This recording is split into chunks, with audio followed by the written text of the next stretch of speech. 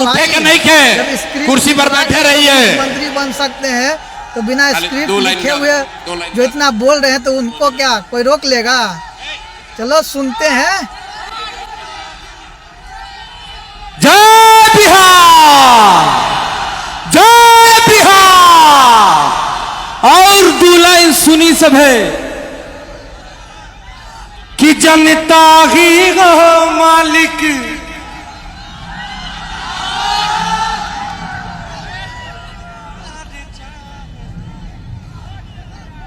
जनता ही वो मालिक अब की बाहर चाहते हैं।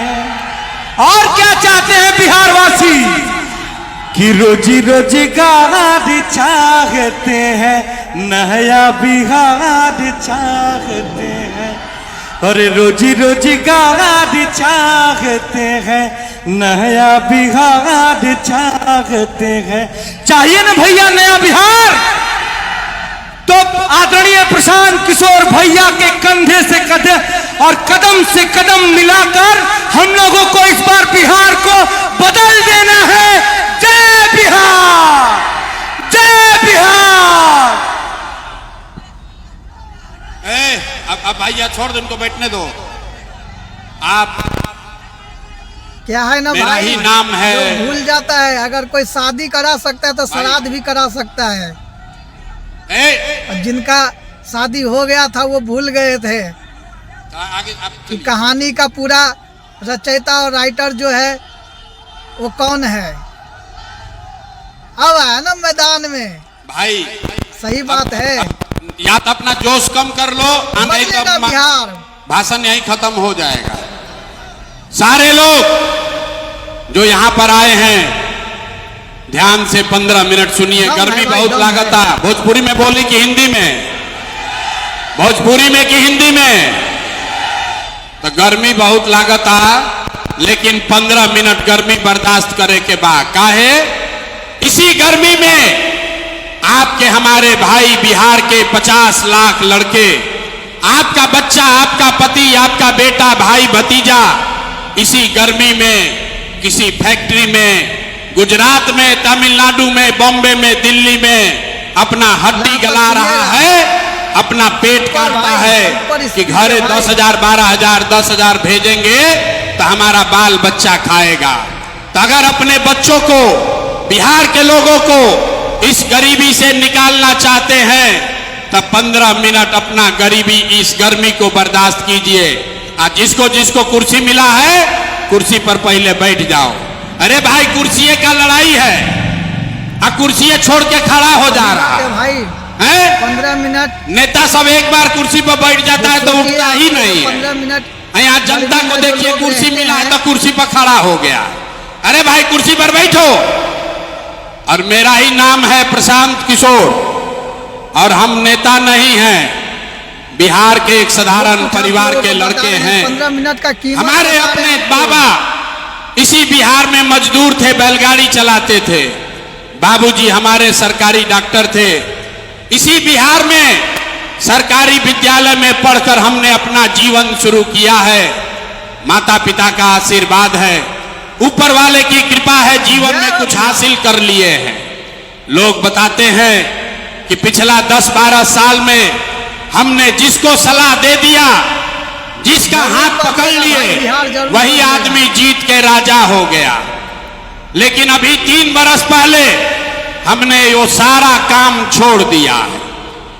आप पूछिएगा कि भैया, जिस काम को करके इतना नाम, पैसा, शोहरत कमाए हैं, उसको छोड़ के बिहार के गांव-गांव में मारे मारे काहे फिर रहे हैं?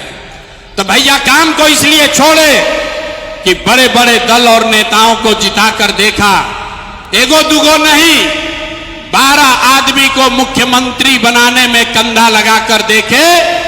ये अनुभव हुआ कि नेता और दल के जीतने से जनता का जीवन नहीं बदलता है। ये आपको, हमको लगता है कि हमारा दल जीत गया, हमारा नेता जीत गया, हमारा जात वाला जीत गया, हमारा झंडा वाला जीत गया। मेरे भाई, जो जीत गया वो जीत के हेलीकॉप्टर पर गया, और आप और आपके बच्चे स्पीच दे रहे हैं जहां भाई। थे बिना वहीं रह स्क्रिप्ट के, गए। बिना इसीलिए ये तय किए हैं स्क्रिप्ट के कि अगर भगवान ने हमको ये ताकत शक्ति बुद्धि दिया है इनका कि जिसको सलाह देते हैं मंत्री बन गए, वही जीत प्रधानमंत्री के बन राजा हो जाता है। तो नेता और अब दल है को तो मैदान बहुत में। सलाह दे दिए, एक बार जीवन में चल के आपको बिहार की जनता को सलाह देते हैं, आपका हाथ पकड़ते हैं ताकि आपका जीवन बदले और आपके बच्चे भी जीत कर आए। इसीलिए ये अभियान शुरू किए हैं। यहां आप आए हैं ये समझ के कि कौनो नेताजी आएंगे कहेंगे कि एगो नया दल बना है जन सुराज, आप लोग स्कूल के बस्ता छाप पर वोट दीजिए और आपका जीवन सुधरेगा।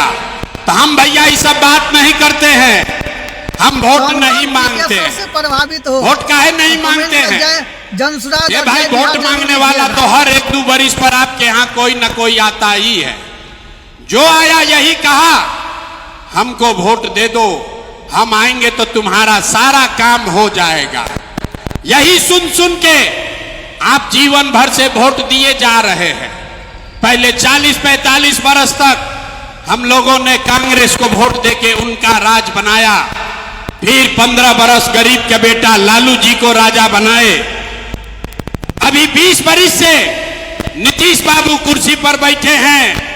दिल्ली में हमने आपने मोदी जी को भी जिता कर देख लिया। आपका मुजफ्फरपुर का, पारू का, सरैया के लोगों का जीवन नहीं सुधरा। तब आइल बालन कौनो प्रशांत किशोर, रउआ हमार बात सुनब, हमरा पर भरोसा करके हमरा के वोट दे तो एकर का गारंटी बा कि जीतला के बाद हम रउआ संगे धोखा ना करो। ए भाई वोट से पहले तो सब बढ़िया बतियावेला, वोट के बाद आपके साथ धोखा होता है। इसीलिए हम वोट मांगते ही नहीं हैं। लेकिन अभी 15 मिनट में आपको एक रास्ता बताएंगे, गरीबी से निकलने का रास्ता। ये रास्ता आप सीख लीजिए, उसके बाद जेकरा के बुझाए ओकरा के वोट दे दी।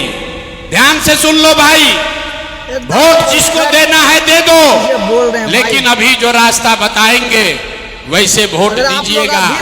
तो और कुछ हो या न हो, आपके लिए, आपके बच्चों के लिए इसी मुजफ्फरपुर में, बिहार में बढ़िया पढ़ाई रोजगार का व्यवस्था निश्चित तौर पर हो जाएगा। जेकरा जेकरा ये रास्ता आप सीखे के बाद 15 मिनट तक आपस में कोई बात नहीं करेगा। भाषण हो गया खत्म, भाषण खत्म। अब आपको 15 मिनट में हम वो रास्ता सिखाएंगे, वो जादू दिखाएंगे कि आपके और आपके बच्चों को पढ़ाई रोजगार कैसे मिलेगा। और जिसको जिसको ये जादू देखना है, जिसको ये रास्ता सीखना है, उसको कुछ नहीं करना है। हम खाली 3 गो सवाल पूछब, 3 सवाल आपसे पूछेंगे और आपको अपने जगह से हाँ या ना कह के जवाब देना है। जवाब देते समय हर आदमी को अपना हाथ उठाना है। हाथ कहाँ है उठावे के बाद? हथवे में सब दम बारे भाई। इसी हाथ से जिसका भी बटन दबा दीजिएगा वही आदमी राजा बनेगा। तो जवाब देते समय हाथ सबको उठाना है। अब भाई बेना हाँकना बंद कीजिए, कोई बेना नहीं हाँकेगा। 15 मिनट गर्मी बर्दाश्त करो। सारे लोग एक बार जरा सोच के बताइए, आपके गांव पंचायत में और कुछ हो या न हो, ए भाई बैठो पीछे, और कुछ हो या न हो, आपके लिए, आपके बच्चों के लिए बढ़िया पढ़ाई रोजगार का व्यवस्था होना चाहिए कि नहीं होना चाहिए? एक एक आदमी हाथ उठाओ। हाथ उठा के सबके बतावे के बाद पढ़ाई रोजगार होके के चाहिए कि ना होके के चाहिए? आवाज नहीं आया, हाथ उठाइए सीधा, पूरा हाथ उठाइए और बोलिए आपके गांव पंचायत में पढ़ाई रोजगार होना चाहिए कि नहीं होना चाहिए? होना चाहिए कि नहीं होना चाहिए? होके के चाहिए। अच्छा, ये देखा पारू के जनता कितना समझदार है। आप चाहे पढ़े लिखे हैं या अनपढ़, हिंदू हैं या मुसलमान, हाथ में अगड़े हैं या पिछड़े, अमीर हैं या गरीब, महिला है या पुरुष, आपसे न वोट सबने कहा कि ना भैया और कुछ होके चाहे ना, पढ़ाई रोजगार तो हो कहीं के चाहिए। इतना बात आप सबको पहले से समझ है। किसी नेता, किसी प्रशांत किशोर का जरूरत नहीं है। आपको मालूम है, अगर आपके लिए, आपके बच्चों के लिए पढ़ाई रोजगार हो जाए तो कोई मुखिया बने, कोई विधायक बने,